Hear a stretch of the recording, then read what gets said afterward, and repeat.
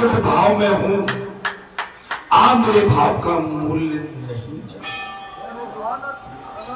आज मैं जो इस रूप में पीताम्बर का स्वरूप धारण करके मैं प्रातः काल मां भगवती के प्रांगण से चल पड़ा था, आज मैं उन अनमोल वचनों को आपके सामने परोस रहा हूं, आपके कल्याण के, आपके मंगल के लिए, आपका उद्धार हो, सदगति हो, आपका मार्ग सुगम सरल सीधा हो, आप सदैव भगवान की भक्ति में तल्लीन रहे, संलग्न बने रहे। मैं आज उस भाव को लेके बैठा हूं। टाइम तो अधिक हो गया, लेकिन भाव मेरा अनमोल है, अमूल्य है। आज मेरा पल है, आज मेरा क्षण है, आज मेरा दिन है, आज मेरा उत्सव है, आज मेरा पल है, आज मेरा कण है। आज मैं चौकोर हूं, मैं आज बहुमुखी हूं, आज मैं सर्वमुखी हूं, आज मैं सर्वव्यापी हूं। सेवा सदा सद्भाव से करनी चाहिए। कुभाव से सेवा करने वाले पर भगवान कभी प्रसन्न नहीं होते हैं।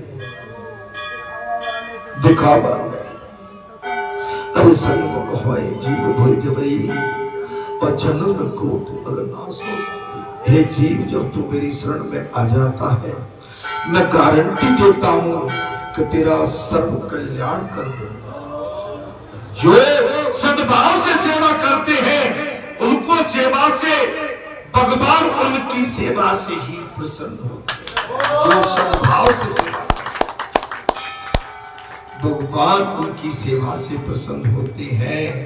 भगवान सुखदेव ने राजा परीक्षित से कह दिया, विदुर जी गंगा स्नान करने गए थे, वहां उन्होंने सुना है कि कल से रथ यात्रा निकलेगी। अयोध्या में इस समय 14 कोस की रथ यात्रा चल रही है। विदुर जी गंगा स्नान करने के लिए गए थे, वहां चर्चा में सुना महाराज कि कल से रथ यात्रा निकलेगी, और पूछने पर लोगों ने बताया कि कल द्वारका से भगवान श्री कृष्ण आ रहे हैं। कैसी लग रही है? कल द्वारका से चर्चा है हस्तिनापुर में। कहा है चर्चा? हस्तिनापुर में। क्या चर्चा है? कल रथ यात्रा निकलेगी। क्यों? कल द्वारका से भगवान श्री कृष्ण आ रहे हैं। विदुर जी घर लौटे, जल्दी गंगा स्नान करके अपनी कुटिया में आ गए, और वे बड़े ही आनंद में दिख रहे थे, क्योंकि भगवान श्री कृष्ण का आगमन जो है,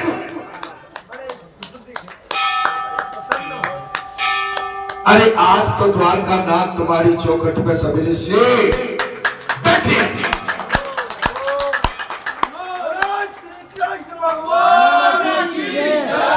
सत्य बताओ, प्रातः काल 6 बजे की आरती में हमने साफ कह दिया था कि आज मैं पीताम्बरा धारण करके तुम्हारे सन्मुख स्वयं बैठा। मेरी भूल भलैया में मत पड़ जाना, नहीं तो बहुत पछताना पड़ेगा। महाराज उनकी पत्नी ने पूछा, क्या बात है, आज बड़े खुश है आप, आज बड़े खुश दिखाई दे रहे हैं। विदुर जी ने कहा, सत्संग में सारी बातें बताओ। मैं अभी नहीं बोल रहा हूं, ये लोग सत्संग में हम सारी बातें,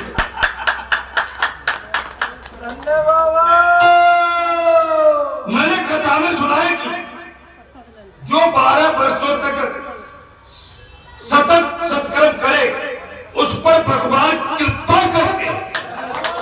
और आपकी तपस्या को तो 24 वर्ष हो गए, इसलिए बालाजी का रूप और गिरधर रूप, मां का रूप और दुर्गा रूप आपके सम्मुख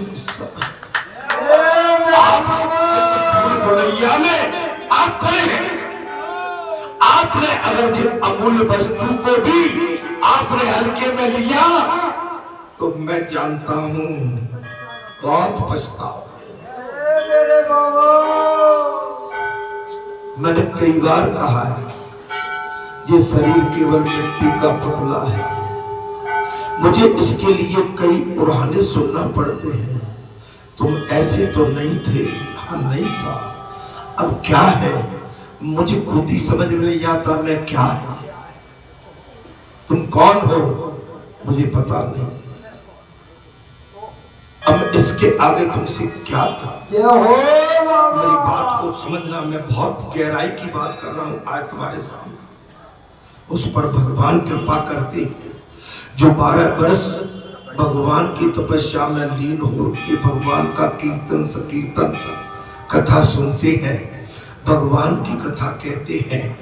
महाराज भगवान उस पर कृपा करने के लिए उसके घर स्वयं आ जाते। 12 वर्ष एक ही स्थान पर रहकर ध्यान करने वाले को प्रभु निश्चित दर्शन दे। एक ही स्थान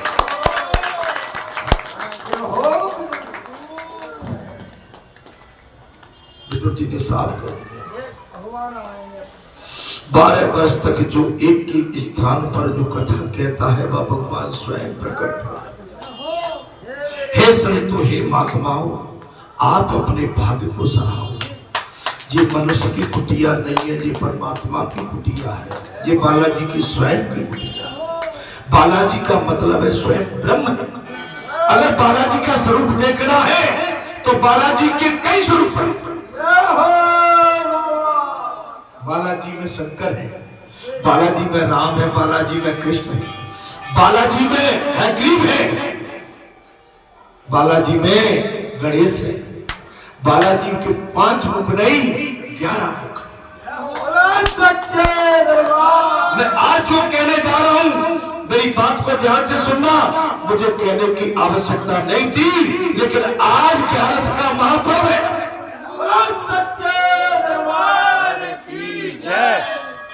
और मैंने पूरे महीने तुलसी की साधना की है। आज वो भी बात बता रहा हूं।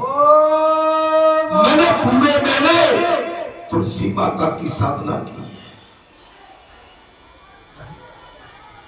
दीपक आरती उनके सम्मुख बैठ के मैंने भगवान के भजन किया है, इसलिए मुझे पहचानो। तुलसी मुझे अति प्रिय है। तुलसी मेरी भूख मिटाती है,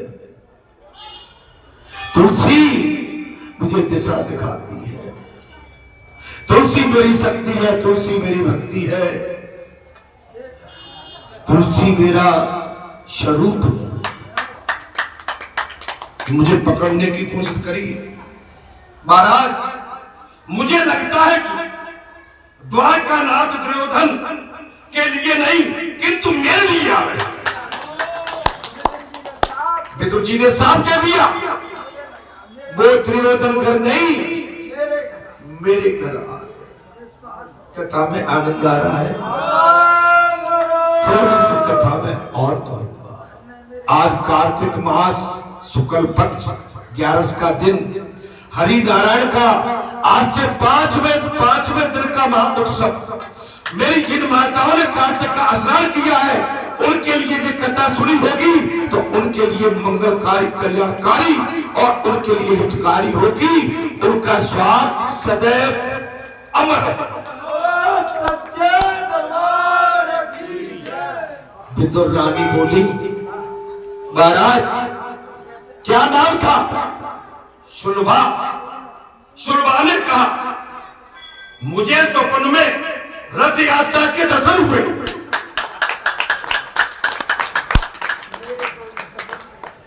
विदुर रानी ने कहा स्वामी आज रात्रि में मुझे रथ यात्रा के दर्शन हुए हैं।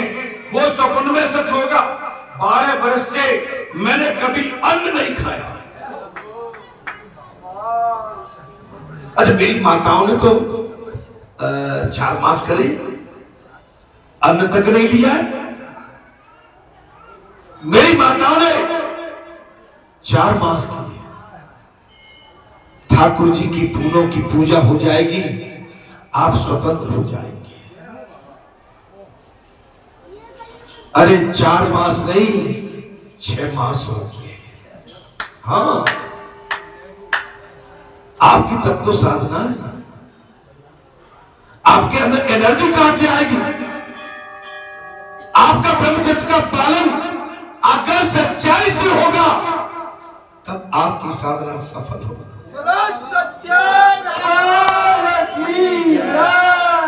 महाराज कथा तो बहुत ही मार्मिक है। सुरबाने का मुझे सपने में रथ यात्रा के दर्शन हुए।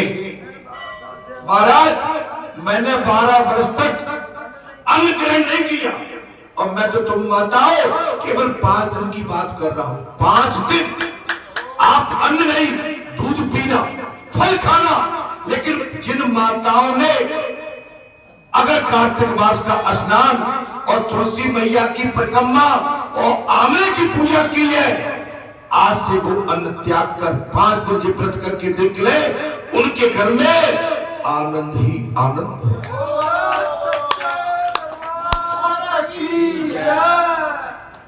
कार्तिक केवल माता ही ना स्नान करना। अरे कार्तिक तो मैंने नहाया।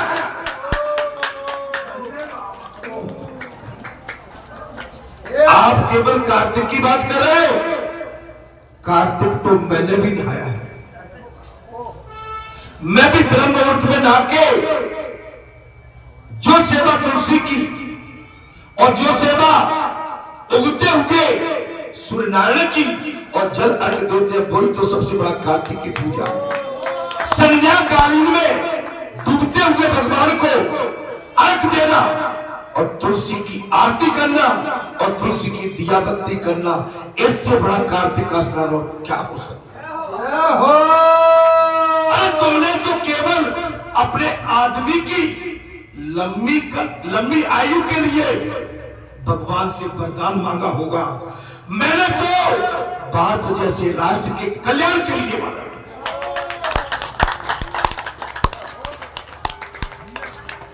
भारत जैसे महान देश के कल्याण के लिए मैंने भगवान से अर्जी की है। आज ही प्रातः काल जब उस स्वरूप में बैठा था, जल मेरे हाथ में है, मैं उस समय मां भगवती से यही प्रार्थना कर रहा था। इस समय मां तुम्हारे सनातन पर बहुत बड़ी आपत्ति विपत्ति प्रहार, ये दुष्टों का इस तरह से आपका जो प्रहार किया जा रहा है, हे भगवती इस शक्ति बन के इन राक्षसों को देख, मैंने जीने का प्रयास कर, इनको देख। अरे तुम अपने कल्याण की, अपने बेटे की, अपने नाती की, अरे मैं तो सबकी नातियों की कामना करता हूं, तुम्हारे नाती अमर रहे, तुम्हारे बेटे अमर हैं, मुझसे जुड़े हुए भगत हमेशा मुस्कुराते रहे। अरे तुमने मेरी तुलना छोटे में कर दी।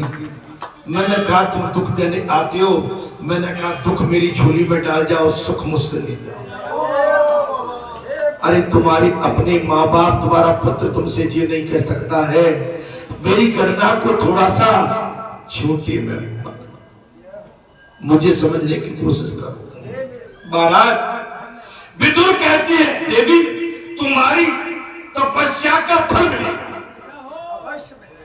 मैंने कल क्या कहा था? मैंने कहा कल हम चाय पी रहे थे। मैंने कहा उस समय क्या कहा था? सत्संग हो रहा था, कोई नहीं था। तुम्हारी विदुर रानी थी या हम बैठे थे, चाय ले लो, ले लिया, कुछ और लाए नहीं। कैसे बैठे? खुश बैठे। बोले भाई, बोले हम तो पहले चले जाएंगे। मैं हंस रहा, मैंने जाना तो सभी को। बोले साथ चले जाएंगे, मेरे ये कोई पक्का नहीं। मेरे अच्छा बोले ठीक है, तुम जहां जाओगे हम तुम्हारे पीछे ही आ जाएंगे। मेरी वो तुम्हारी तपस्या के ऊपर ओ मेरे बाबा, आप जितनी उत्तम तपस्या करोगे, मैं एक बात और कह देता हूं, अगर तुम्हारा इस जन्म में तुम्हारे जीवन साथी के प्रति सच्चा भाव और पवित्रता का भाव है, तो मैं तुम्हें आज ये भी वचन देता हूं, अगले जन्म में तुम फिर जाके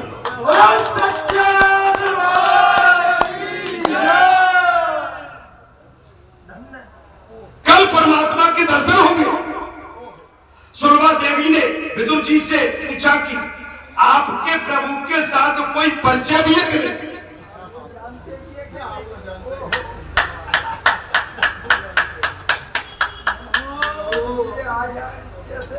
अब बालाजी धाम में जा रहे हो, दीदी लेते जा रहे हो, तुम महाराज जी के पास तुम्हें पहचानते भी कि नहीं पहचानते? भगवान जी के तुम्हें विदुर रानी ने कहा मुझे ले जाते रहे हो, आप ये बताओ महाराज आपका कोई परिचय है क्या? पहले से आना जाना है?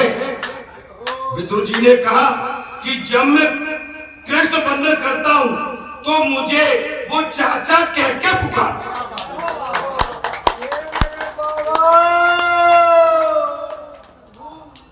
कैसी कथा लग रही है?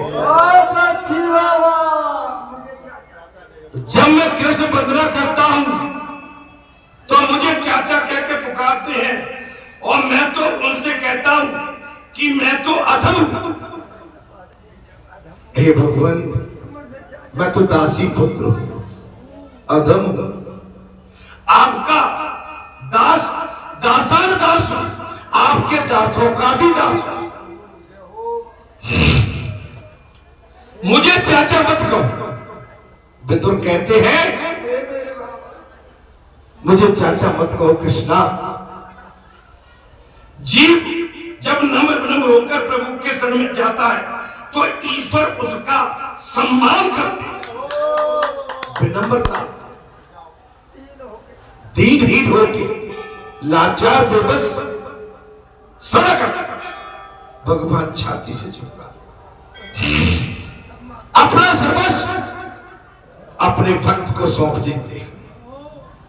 सुलभा के मन में एक ही भावना है कि ठाकुर जी मेरे घर पर भोजन करेंगे। एक ही बात कर रही है, आ तो रहे हैं, क्या ठाकुर जी मेरे घर पर भोजन करेंगे क्या? और मैं उन्हें प्रत्यक्ष निहारूंगा, मैं उनके प्रत्यक्ष आज दर्शन करूंगा। महाराज आज दिन कैसा मिलेगा? विदुर रानी कहती है मैं प्रत्यक्ष देखूंगी और देखकर उनको निहारूंगा।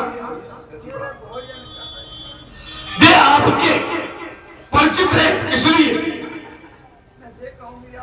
वो उनको हमारे घर पर पधारने का न्योता दे दो। विदुर जी से कह दिया, विदुर रानी ने, जाओ तो अगर तुम्हारे वो चाचा तुमसे कहते हैं तो न्योता दिया। मैं भावना से तो रोज भगवान को भोग लगाती हूं, अब मेरी ये इच्छा है कि मेरी दृष्टि के समय वे प्रत्यक्ष रूप से भोजन करें। ओह क्या बात! मैं ठाकुर जी को अपने भाव से रोज भोग लगाती हूं, लेकिन आज मेरी इच्छा है, आज मेरा भाव है, मैं प्रत्यक्ष रूप से उनको भोजन कराना चाहती हूं। विदुर कहते हैं कि मेरे आमंत्रण को अस्वीकार किया तो आपस में चर्चा चल रही है। कहीं मेरे आमंत्रण को उन्होंने अस्वीकार कर दिया तो? किंतु एक छोटी सी झोपड़ी में हम उनका आदर कैसे करते? देखो कथा को ध्यान से सुनो। एक छोटी सी झोपड़ी में, बहुत थोड़ी देर में कथा को विराम दे रहा हूं। आप उतावले मत हो, बस एक बार भगवान को विदुर रानी के घर आ जाने दो, मैं कथा को प्राप्त उनके आगमन में हमें आनंद तो होगा, किंतु उनको तो कष्ट होगा। भाई बड़े आदमी है, भगवान है, ब्रह्म है, हमें तो उनके आने का आनंद होगा, लेकिन उनको हमारे छोटे से घर में कष्ट होगा। महाराज मेरा भगवान 56 भोगों का महाराज वो प्रसन्न करेंगे, उनको 56 भोग लगेंगे। धृतराज के घर उनका बड़ी बाती से स्वागत होगा, और मेरे पास तो बाजी के सिवा कुछ है नहीं।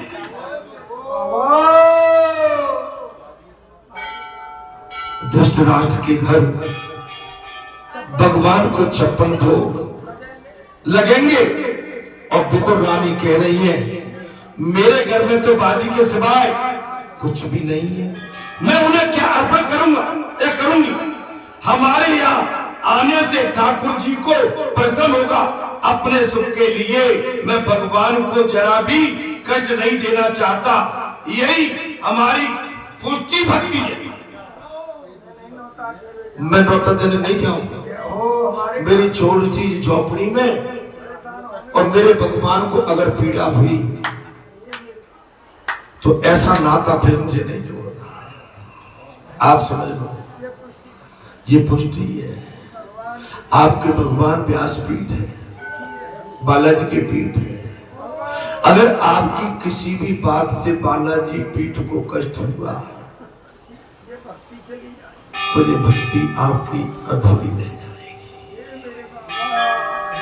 कभी भी अपने आप को, मैंने प्रातः काल की कथा में यही कहा था कि सुखदेव अपने आप को बहुत ज्ञानी मानते थे, लेकिन राजा जनक ने कहा ठीक है, ज्ञान लेने के लिए राजा जनक के राज्य कोष में गए थे, ज्ञान लिया। जब सुखदेव चलने लगे तो राजा जनक से बोले गुरु दक्षिणा ले लो।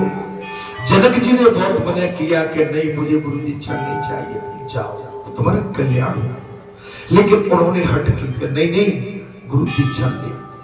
ठीक है, जनक जी ने कहा जो संसार में अनुपयोगी वस्तु हो, जाओ महाराज उससे मुझे गुरु दीक्षा मिले। अब सुखदेव भगवान उस अनुपयोगी वस्तु के लिए संसार में छानते रहे, मिट्टी, कंकड़, पत्थर, वायु, जलवायु, प्रकृति, सृष्टि, अन्न, धन, धान, मणि, माणक समझ लिए। अंत में सभी ने कहा हम उपयोगी। अंत में कहा कि भाई एक बात है, मनुष्य के नीचे से जो गंदगी विष्ठा निकलती है ये अनुपयोगी है। और सुखदेव भगवान जब उस विष्ठा को उठाने लगे, विष्ठा ने कहा शाम मैं उपयोगी हूँ, मैं विष्ठा ऐसे ही नहीं हुई, मैं विष्ठा तो मनुष्य के शरीर में पाचन क्रिया से मैं विष्ठावित हो गई, और मैं भी उपयोगी हूँ। मैं मनुष्य के संग से अनुपयोगी विष्ठा बनी, मैं अनुपयोगी नहीं हूँ, मनुष्य ने मेरा उपयोग किया। समझ लो। तब जो है सुखदेव को मालूम पड़ा कि नवाई गड़बड़ है। सुखदेव ने गलती मानी कि हमसे भूल हो गई। राजा जनक कहते हैं कि दे अभिमान, इसको मेरे को दे, इसे मुझे दे दो। अगर हम कथा में और महापुरुषों के बीच में और संत पुरुषों के बीच में दे अभिमान, अपने बड़प्पन को, अपने किसी अच्छी बात को लेके गए कि हम सर्वसंपन्न और सर्वव्यापी और सब हम ही है, तो इसको कहते हैं दे अभिमान। सो दे अभिमान जनक जी ने सुखदेव का तोड़ दिया। इससे पहले भगवान सुखदेव 3 स्कंद कथा कह चुके थे। महाराज आशीर्वाद दिया, वापस किया, जाओ अब तुम्हारा कल्याण होगा, जाओ कथा। तो जीव को अपना दे अभिमान त्याग देना चाहिए। अगर मैंने ढोलक वाले भैया से कह दिया ढोलक वाले भैया, तो ये मेरा लक्षण है, ये मेरे आचरण है, ये मेरे गुरु ने मुझे सिखाया है वो है। अगर मैंने आपके चरण पकड़ लिए, ये मेरे गुरु ने कहा, ये मेरे आचरण है, क्षण पकड़ लिया, इसका मतलब ये नहीं कि तुम बड़े हम छोटे या हम बड़े तुम छोटे, नहीं, ये हमारे संस्कार है। आप समझ, यही तो कथा का आनंद। महाराज ये बात आ गई यहां पर, क्या आ गई? बस मैं कथा को विराम दे रहा हूं, टाइम तो मैंने ज्यादा ले लिया। आज आपकी देव उठनी की आरस है, दाल डली होगी, सबके घर में दाल डली होगी, मंगोड़ा बनेंगे, खीर बनेगी, रवा सीरा बनेगा, दही बड़े बनेंगे। अरे बना ले, अरे जहां तो दाल डलवा दी हमने।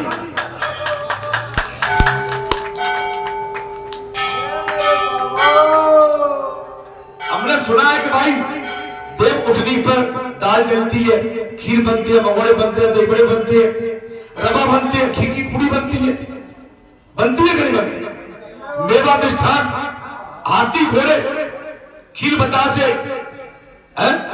पंच मेवा और बेरी के बेर और गन्ना, और कहेंगे उठादेव बैठादेव बमनिया चटकाओ, गंगा जी से पानी लाओ,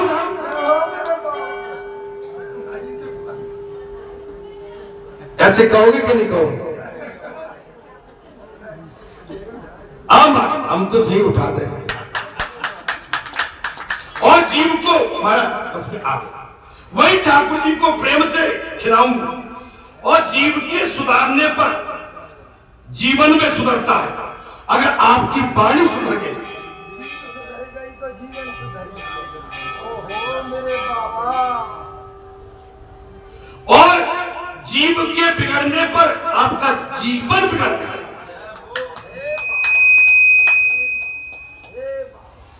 आप समझिए, सीधा साधा भोजन करने से जीवन शुद्ध होता है, तामसी भोजन नहीं, बगैर लहसुन प्याज का, बगैर गरम मसाले का। गरम मसाला तो नहीं डालोगे सब्जी में, लहसुन प्याज तो नहीं गिरेगी सब्जी में। देखो मुझे वचन दे रहे हो, लहसुन प्याज तो नहीं डालोगे, गरम मसाला नहीं, केवल हरी मिर्ची, धनिया, टमाटर, जीरा हम खाने आ जाएंगे।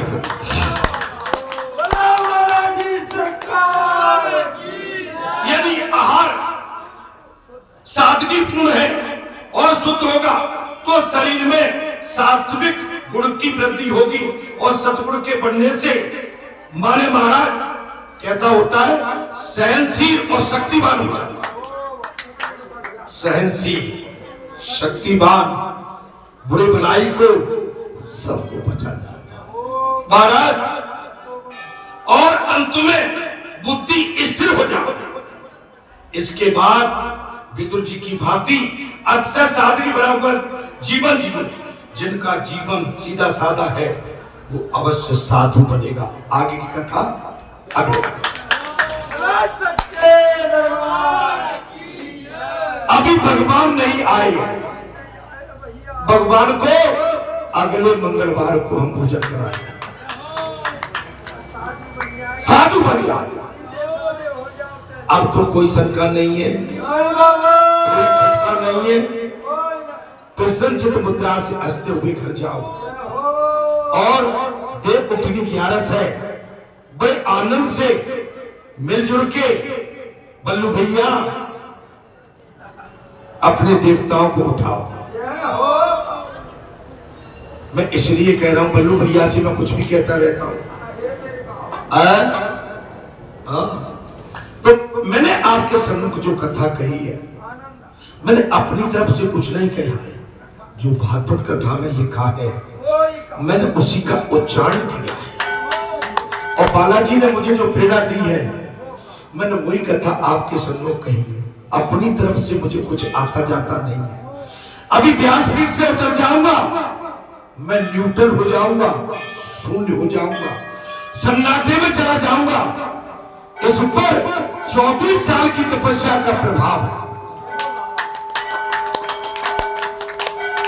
मैं नहीं बोलता हूं, जो नीचे से खुद बोलती है। मैंने सुना है कि एक आपके पटिया वाले बाबा करे पे हुए, तो मैं कहता हूं उनके बाद दूसरे पटिया वाले बाबा जी हो जाएंगे।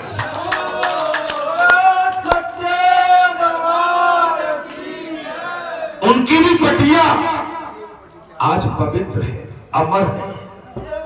वचन देता हूं, अगर आपका ऐसे मुझे प्रेम मिलता रहा, आपका सद्भाव मेरे प्रति यही बना रहा, तो आपकी ये पटिया भी पूजक हो जाएगी। बस अपने आचार विचारों को शुद्ध रखो। जय श्री राम, जय हनुमान। मैं श्याम की पूजा में आ रहा हूं। आज मंगलवार है, आज देवउठनी है। मैं यहाँ के सेवादारों से अनुरोध विनती करके कह रहा हूं, मैं श्याम की पूजा में फिर आऊंगा और आपके साथ मैं देवताओं को खुद उठवाऊंगा। जय श्री राम। अरे भाई, बड़े दिनों में लौटे तुम, कहां चले गए इतने लंबे टाइम तक भैया? हाँ, तुम तो 3 साल में 2 साल के बाद लौटे पक्के। लौट आए। अब देखो ऐसे खिलौना हंसते हुए चले आ रहे हैं और हम इनसे हंस के कितना आनंद लेते हैं। वही तो बात है, आवत ही हंसे नहीं। अरे नैनन नहीं सनी तुलसी बान। अरे वाह, क्या बोला तेरी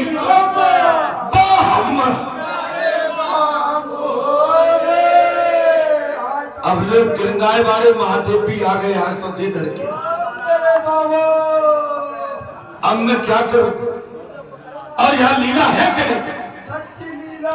महाराज आज कोई हिल सकता है क्या? देख लो, अब आज तो गिरंगाए वाले महादेव भी यहाँ आ गए।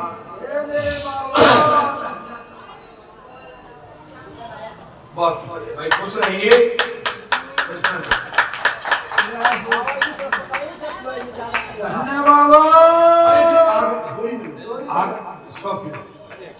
ये आ गए थे, माताएं बिठाल के गए, फिर ये लौटे नहीं।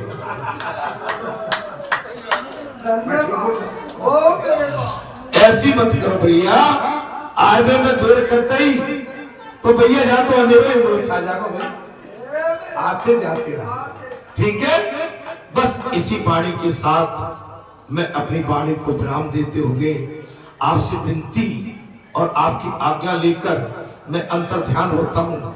अगले मंगलवार को जो आपका दास, आपका सेवक आपकी सेवा में, आपके आनंद के लिए, आपके कल्याण के लिए आगे की कथा को लेके आपके सन्मुख बांटने के लिए पुनः हाजिर होगा। जय श्री राम, जय।